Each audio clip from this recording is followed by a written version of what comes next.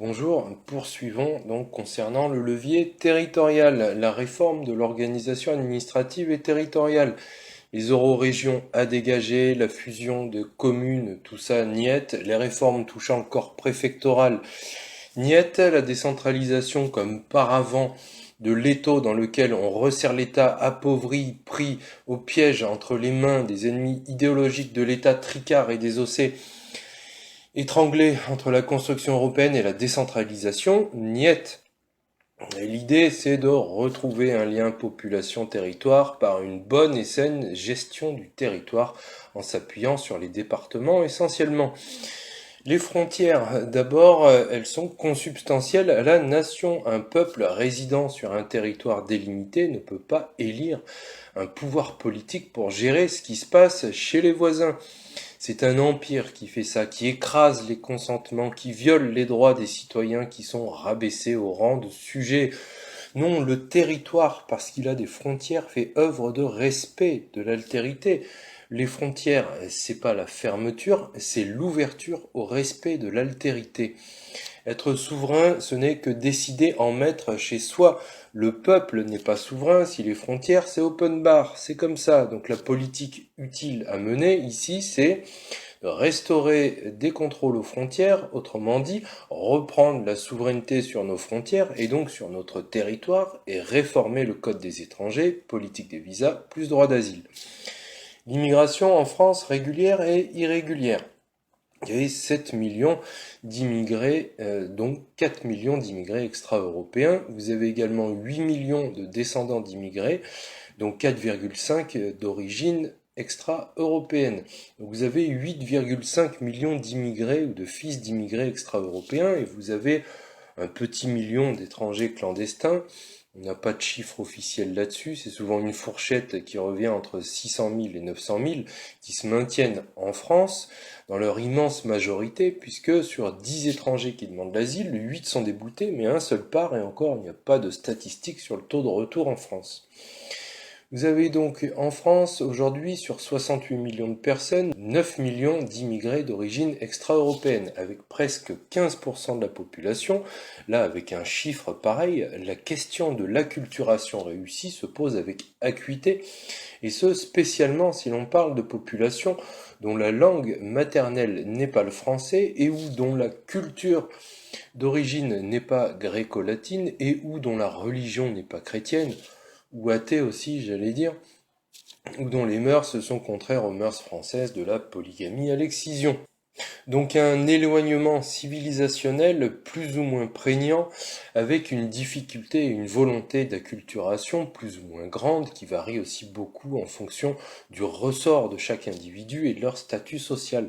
Et cette situation est d'autant plus compliquée qu'il y a une surnatalité de population immigrée avec un taux de fécondité de 2,75 enfants par femme en moyenne, avec des pics à 3,8 par femme pour certaines nationalités, contre 1,88 pour les natifs, d'autant que la natalité y est découragée en France culturellement.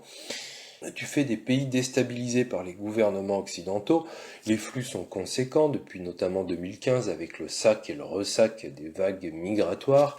Rajoutez à ça l'absence de maîtrise des frontières, un droit d'asile dévoyé et inefficace, avec le maintien en France de la quasi-totalité des demandeurs d'asile pourtant déboutés.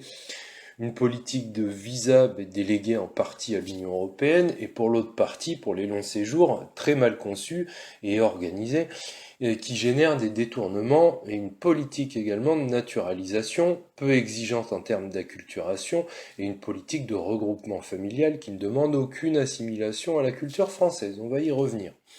Donc du fait d'importantes populations qui rentrent dans le pays et y restent durablement sans que l'État ne demande d'assimilation, eh bien le sentiment national pour ces raisons est en grand danger. Autrement dit, le défi de l'assimilation doit être relevé sans délai, mais nos gouvernants ne font rien en ce sens, très peu, tellement peu que c'est égal à rien, puisque les mesures principales consisteraient à gicler d'abord le système d'argent-dette et le carcan de l'idéologie ultralibérale des parasites fédéralistes comme l'UE, pour pouvoir retrouver notre souveraineté et la maîtrise de nos frontières et de nos décisions. Et donc, il faut des gouvernants prêts à prendre des mesures radicales. Et bon, l'inaction de nos gouvernants très triste et voulue, la construction de la dette, la construction de l'entité ultralibérale dite Union européenne, le pacte sur les migrations, les effets Covid, tout ça l'atteste. Leur volonté est de casser les mentalités nationales pour imposer l'empire par le contrôle monétaire, juridique et social. Une fois posé tout ça, on voit qu'un bon gouvernant devrait utiliser le levier territorial sans délai, après avoir dégagé les parasites, rectifié les droits de l'homme tronqués en vrais droits de l'homme, pour gagner d'abord en légitimité et en aura. Alors voyons l'entrée des étrangers sur le territoire en deux parties, l'entrée régulière et irrégulière sur le territoire. D'abord l'entrée régulière en France. Aujourd'hui, c'est sans visa pour les ressortissants des pays européens de l'espace Schengen, parce que la construction européenne est fondée sur la libre circulation des personnes et leur libre établissement où ils veulent. Ça pose le problème pour la France de la politique d'accueil migratoire de tous les autres pays européens et de l'accession des étrangers européens aux emplois en France, surtout dans la fonction publique au détriment de Français. Ça aussi, il faut que ça s'arrête. Les pays en vert, là en plus, on a conclu des accords bilatéraux avec l'Union européenne et ils n'ont pas besoin de visa pour entrer en France. Donc vous avez plein de monde sur le territoire sans savoir qui est là, et au mépris de la réciprocité qui plus est, parce que vous n'allez pas en Australie juste avec votre carte d'identité. Il faudra donc faire du nettoyage selon ce principe dans ces pays. L'entrée régulière avec visa pour les autres pays. Alors, vous voyez cette politique des visas, vous avez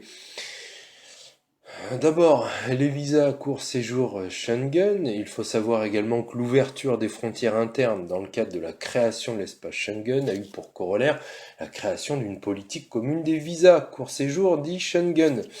Dès lors que les citoyens des pays d'Europe peuvent circuler librement dans l'espace Schengen, les États membres devaient nécessairement s'entendre pour la création de règles communes pour régir l'entrée dans l'espace commun.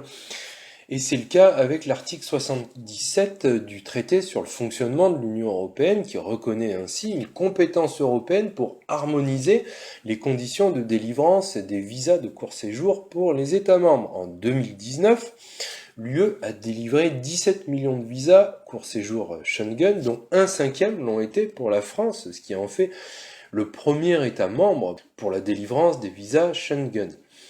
Régis par le droit européen, les visas Schengen sont des visas uniformes délivrés pour les 26 pays membres de l'espace Schengen sur la base de règles communes. Valables pour 3 mois, ils représentent l'essentiel des visas délivrés par la France, soit 3,3 millions sur 3,5 millions de visas délivrés en 2019, selon le rapport d'information de l'Assemblée nationale du 12 janvier 2021. Sur la politique des visas, la délivrance des visas court séjour dit Schengen, qui permettent de circuler dans tout l'espace Schengen librement, se répartit selon les motifs suivants. Sur 3,3 millions, 2,5 millions de visas ont été délivrés à des fins touristiques, 400 000 visas ont été délivrés pour des voyages d'affaires. Voilà pour les chiffres. Même les rapporteurs de ce rapport de l'Assemblée nationale se demandent si, dans de telles circonstances, il est raisonnable de confier à d'autres un pouvoir de décision sur des flux migratoires qui concernent avant tout la France, quand bien même les détenteurs de visas court séjour ont le droit, souvent théorique, de se déplacer dans l'espace Schengen. Il faut donc récupérer notre souveraineté sur les visas court séjour, dégager Schengen pour cette raison, et ça c'est le premier axe d'amélioration. Il faut savoir d'abord que le nombre de demandes de visa au service consulaire a explosé depuis 10 ans, mais pas les moyens humains, logistiques, matériels pour répondre à la hausse de la demande.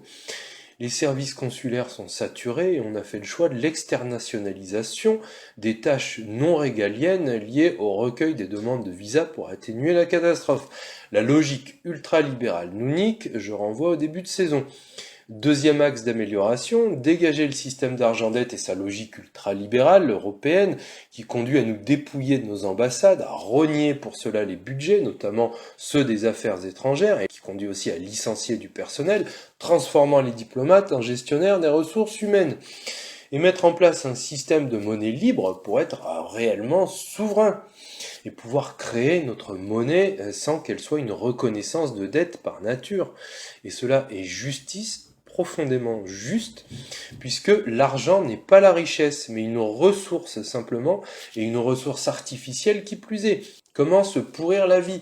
Eh ben, il faut parler de tout sauf de ce problème. Bref, avec une libération du pognon, on pourra embaucher, créer de la vraie richesse, réduire les délais, accueillir mieux, traiter mieux les demandes de visa, etc. Donc, troisième axe d'amélioration, mettre les moyens humains, matériels et financiers nécessaires pour le traitement centralisé des demandes de visa par les services de l'État. Pour les visas long séjour, ça aussi, il faut le réformer. Ils sont, eux, régis par le droit national et permettent une résidence sur le territoire national comprise entre 3 mois et 1 an.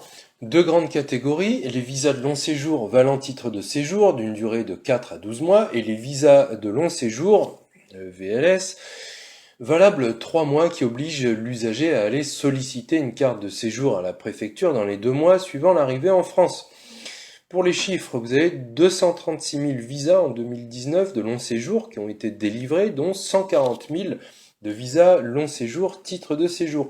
Les premiers motifs sont les études, l'établissement familial et le travail. Alors, quels sont les enjeux des visas ?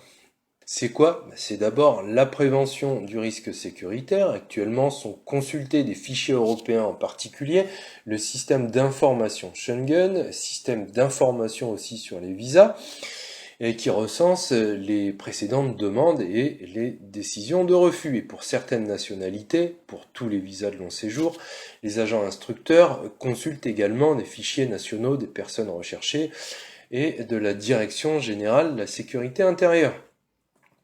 Selon l'ancien directeur de l'immigration au ministère de l'Intérieur, un des principaux enjeux à venir, c'est celui de parvenir à l'interopérabilité de toutes ces bases afin d'éviter les trous dans la raquette. Quatrième axe d'amélioration, il faut enrichir toutes les bases de données et viser une interopérabilité entre toutes les institutions concernées. Ensuite, vous avez le contrôle des flux migratoires comme enjeu. Le contrôle des visas a aussi pour objectif de lutter contre l'immigration irrégulière en bloquant à la source les profils migratoires à risque. La lutte contre le risque migratoire repose, en plus de la consultation des antécédents, sur l'étude des documents justificatifs du demandeur, et le lien visa-réadmission également. Dans les années 2000, la France a notamment conclu avec 7 pays à risque migratoire des accords de gestion concertée des flux migratoires qui établissent un lien entre le visa et la réadmission, le départ, le retour dans leur pays. Ces accords de coopération en matière de réadmission concernent les pays suivants: Maroc, Tunisie, Algérie, Turquie, Côte d'Ivoire, Sénégal, Mali. Cinquième axe d'amélioration, il faut contrôler de façon approfondie tous les documents justificatifs des demandeurs et sanctionner les fraudes.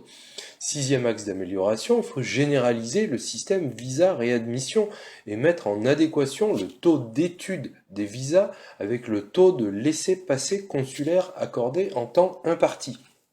Il y a un exemple, si un pays n'accorde que 10% de laissez-passer consulaire, il n'y aura que 10% des visas étudiés. Et l'épisode macronique de baisse de moitié des visas délivrés aux pays du Maghreb montre le non-respect total des accords de coopération de réadmission par ces pays qui ne délivrent quasi jamais de laissez-passer consulaires pour leurs ressortissants qui ont été frappés en France pourtant d'une OQTF et dont pourtant on connaît pour sûr l'identité. Voilà, ce sont des mesures de bon sens souverain. Et si ça ne suffit pas, eh bien, il faudra taper sur la classe dirigeante, leur interdire d'avoir des visas et taper encore plus fort. Mais le risque migratoire est également constitué lors de l'attribution des visas long séjour pour motif de regroupement familial. Si une personne étrangère non européenne est titulaire d'un titre de séjour en France, souhaite être rejointe par sa famille, elle peut faire une demande de regroupement familial à l'Office français de l'immigration et de l'intégration, l'OFII, Et cette procédure permet aux conjoints et aux enfants du demandeur de venir s'installer avec lui en France, voire aussi les frères et sœurs, à condition de répondre à certains critères, les conditions à remplir. Donc, pour le demandeur étranger hors UE, pour simplifier, qui souhaite le regroupement de sa famille, doit résider en France depuis au moins 18 mois, voire pour certains accords bilatéraux seulement 1 an, avec en prime le bénéfice pour la famille du même titre de séjour que la personne qu'elle rejoigne.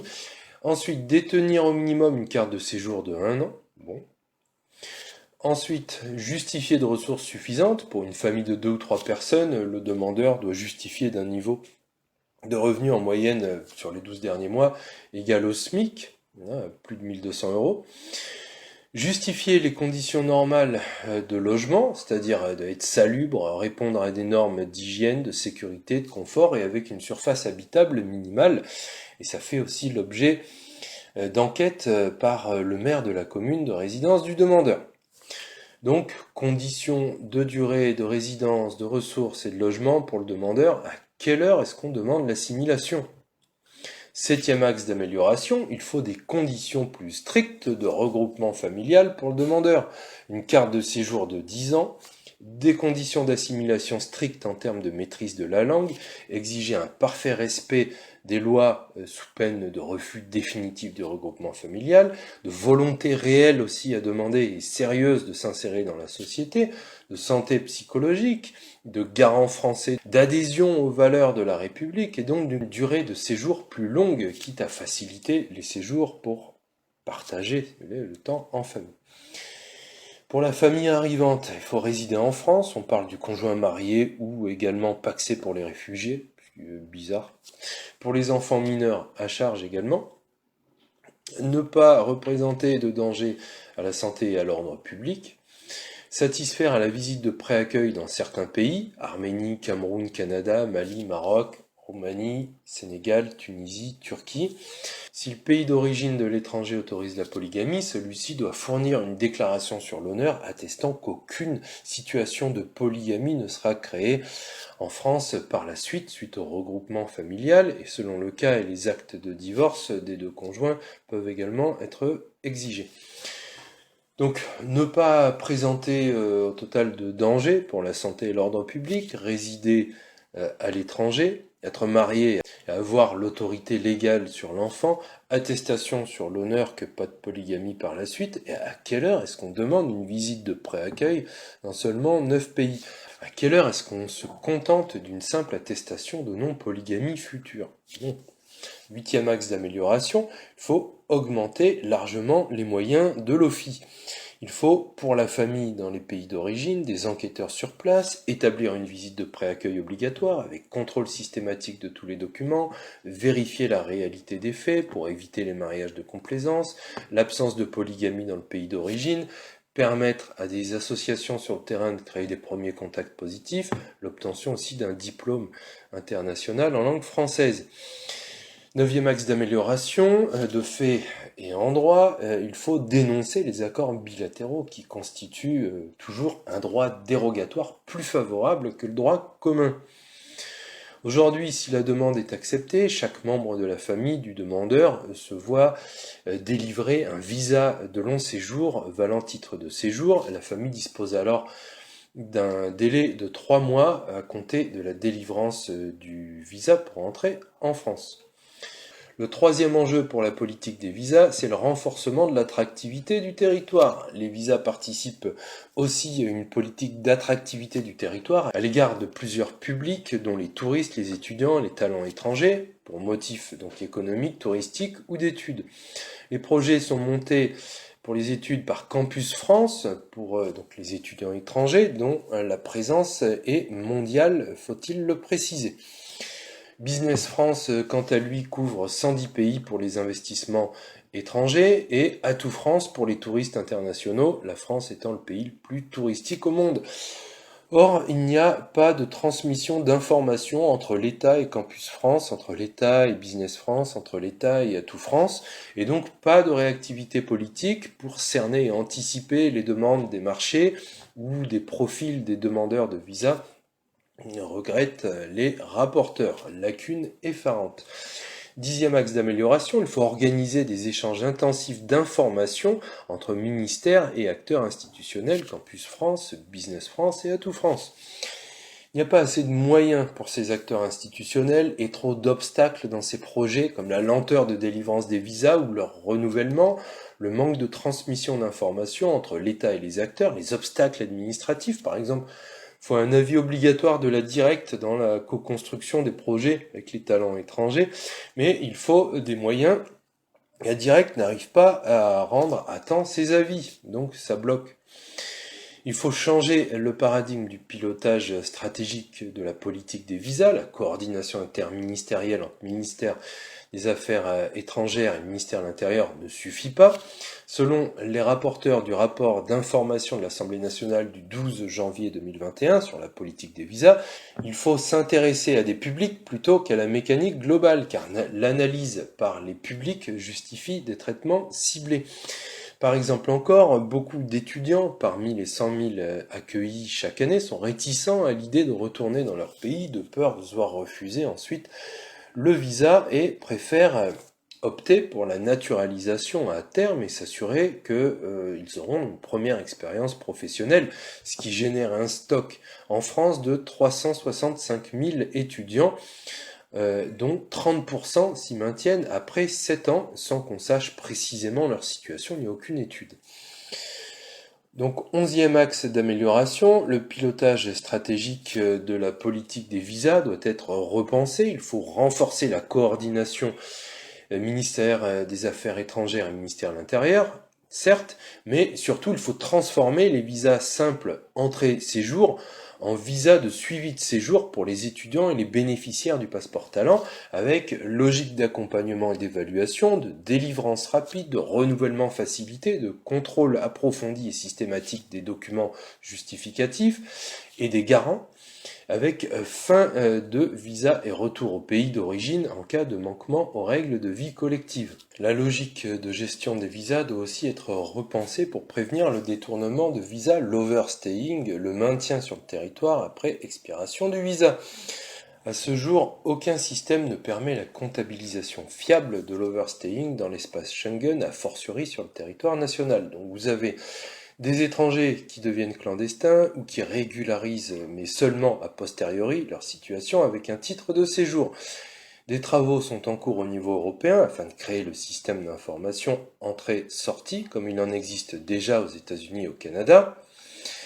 Le système européen d'entrée-sortie devrait être déployé aux frontières extérieures de l'espace Schengen à compter de février 2022, une énième ineptie vu le nombre de trous dans la raquette et le budget Frontex, lui, a été réduit d'un tiers au dernier Conseil des ministres européens, comme on verra. Donc après avoir dégagé Schengen, il faudra instaurer un système de comptabilisation nationale d'entrée-sortie, 12e axe d'amélioration, le but étant d'anticiper les expirations de visa et d'accompagner la fin ou le renouvellement et d'éliminer le phénomène d'overstaying. Alors voyons maintenant les entrées irrégulières par voie terrestre, aérienne ou maritime. Les chiffres d'entrée sur le territoire. L'immigration irrégulière, quels chiffres? En 2020, 350 000 personnes bénéficiaient de l'aide médicale d'État de droit commun selon le projet de loi de finances pour 2021 Santé AME. L'immigration illégale, pour la calculer, croisons ce chiffre avec les chiffres de Médecins du Monde concernant les publics accueillis dans les CASO, les centres d'accueil de soins et d'orientation, en gros 25 000 par an. Ce qui constitue d'ailleurs un échantillon représentatif bien plus significatif que dans les sondages. Sur ces 25 000 personnes accueillies, 15 000 sont des immigrés en situation irrégulière ou qui vont basculer sous peu dans l'irrégularité, disposant d'un titre de séjour de moins de 6 mois. Et parmi eux, 60% sont éligibles à l'AME, donc ici 9000 personnes. Et au moins 30% de ceux qui sont éligibles ne demandent pas l'aide médicale d'État, selon Antoine Matt, chercheur de l'IRES, qui estime ce phénomène au même niveau que pour la couverture maladie universelle complémentaire, la CMU-C, précisant au moins 30% de non-recours, mais sûrement plus. Donc seuls 6000 sur cette base de non-recours d'un tiers vont demander l'aide médicale d'État. Donc 6000 personnes demandent l'aide médicale d'État sur 15 000 clandestins. Il y a donc sur cette base 2,5 fois plus de clandestins que de bénéficiaires de l'aide médicale d'État. On a à peu près 350 000 bénéficiaires de l'aide médicale d'État, ça fait 875 000 clandestins. Pour être juste, il faudrait enlever ceux qui vont être régularisés ou qui partent et aussi il faudrait rajouter ceux qui ne sont pas pris en compte avec le taux de non-recours à seulement 30%. Donc si les deux s'annulent, on est quand même à presque 900 000 immigrés clandestins. Ce sont donc à peu près les chiffres de Patrick Stefanini qui parle de 900 000 illégaux, mais ça, bon, on ne le sait pas avec certitude car le gouvernement s'évertue à ne rien mettre en place pour chiffrer le nombre de clandestins et à tout faire, en tout cas, pour augmenter le nombre. Et oui, derrière, c'est quoi? Le délitement du sentiment national, la perte de la démocratie, de l'état de droit et de la nation, l'avènement de l'empire mondialiste dénommé hypocritement UE, qui est une région de cet empire. Alors, voyons l'affaire en trois phases. D'abord, on a l'interpellation, ensuite la surveillance et enfin l'éloignement. Donc pour tout ça, je m'appuie notamment sur les documents là, que vous voyez. Ensuite, l'interpellation de l'étranger en situation irrégulière. On a en gros aujourd'hui environ 120 000 interpellations d'étrangers en situation irrégulière par an. Les migrants interpellés peuvent bénéficier d'abord d'un retour aidé.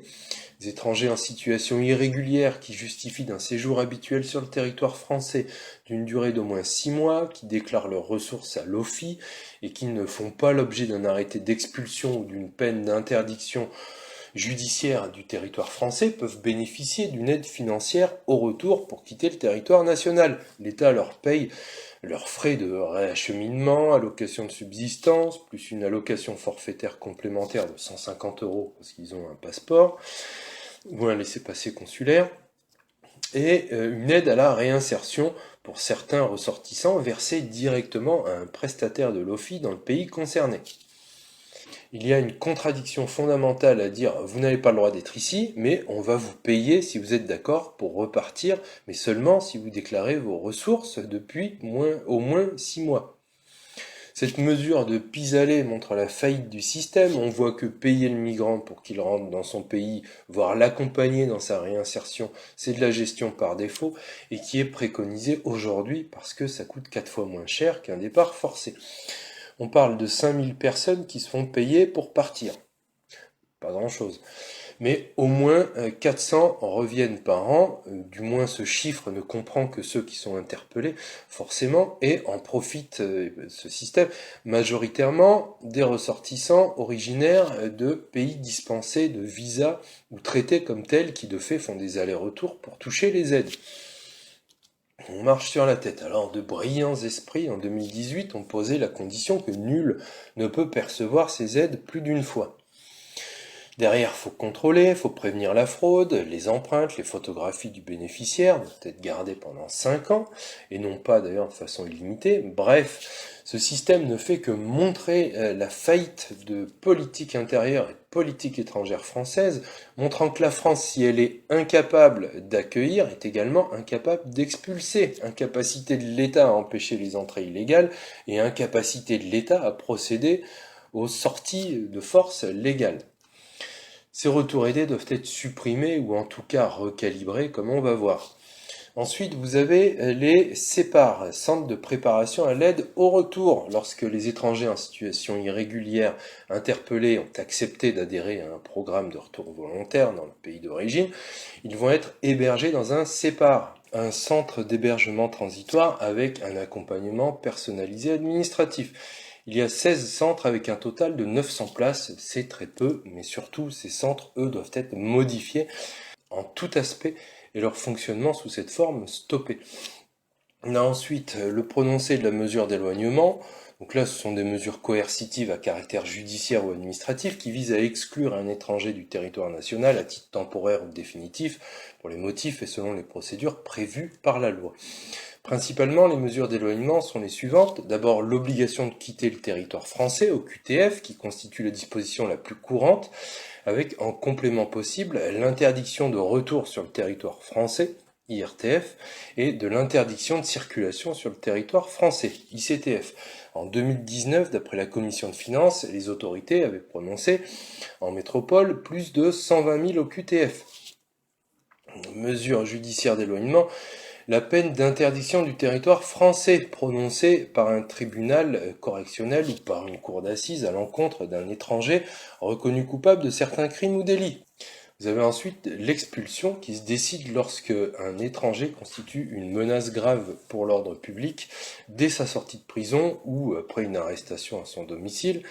La menace est évaluée par l'administration en fonction du comportement, violence, trafic de drogue, incitation au terrorisme, etc.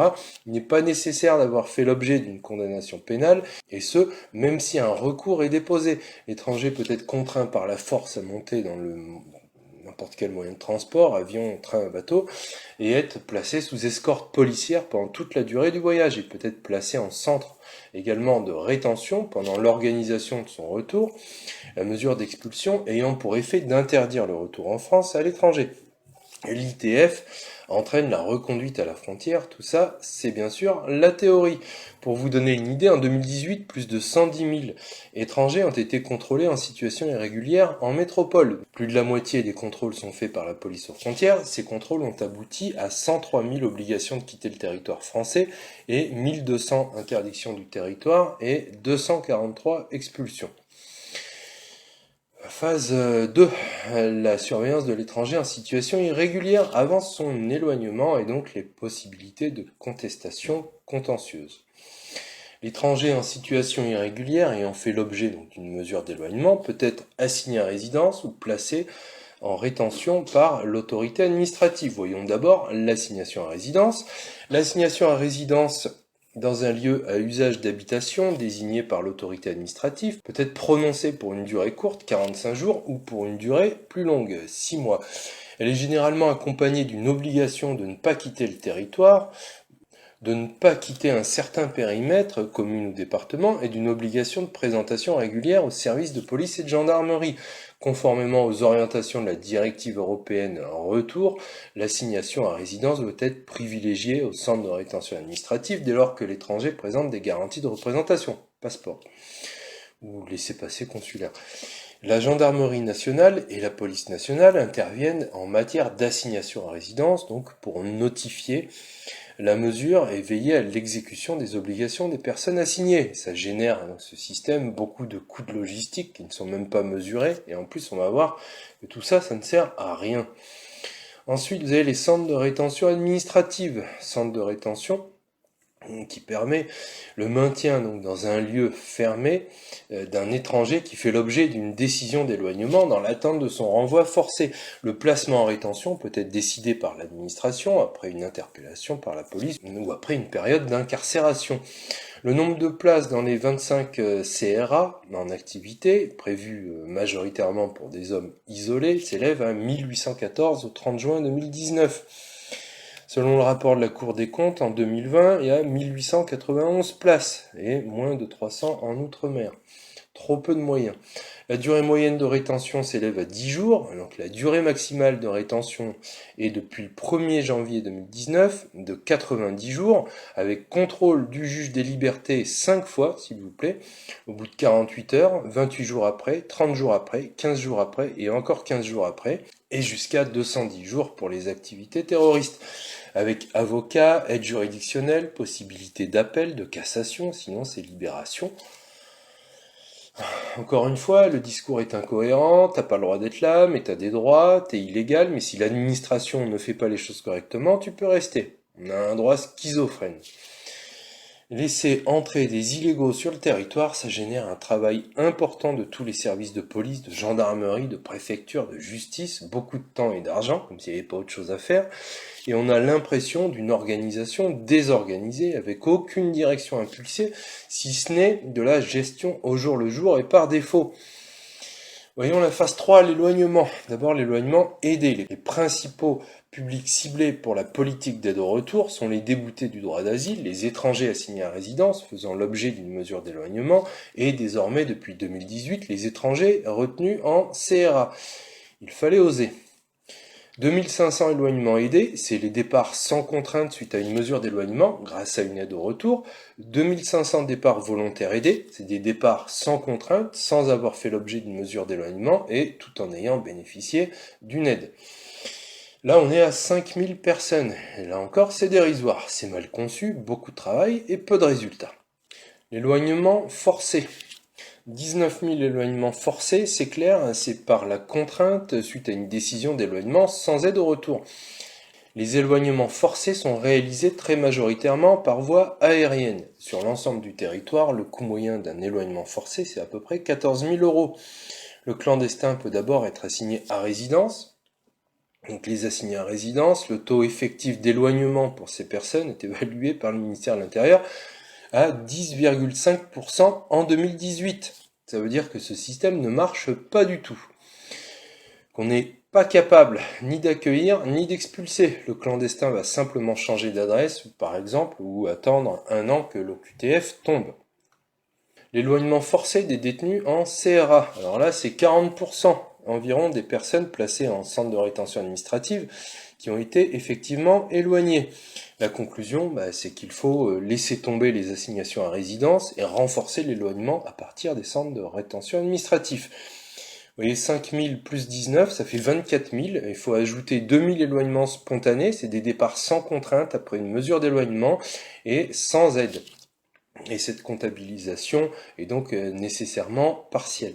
Vous avez aussi 5000 départs spontanés, c'est des départs des étrangers en situation irrégulière qui se présentent à la frontière alors qu'ils n'ont pas fait l'objet d'une décision d'éloignement préalable et qui ne sont pas aidés. Donc au total, en 2019, d'après la commission de finances, les autorités ont prononcé en métropole plus de 120 000 OQTF, mais moins de 20 000 ont été exécutés.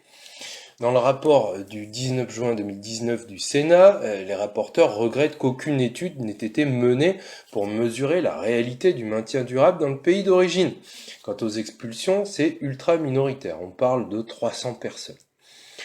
Pourquoi si peu d'éloignements effectifs ? Voyons les obstacles. Les difficultés à rencontrer l'éloignement forcé, donc pourquoi seulement 15% des 120 000 obligations de quitter le territoire français ont été exécutées ?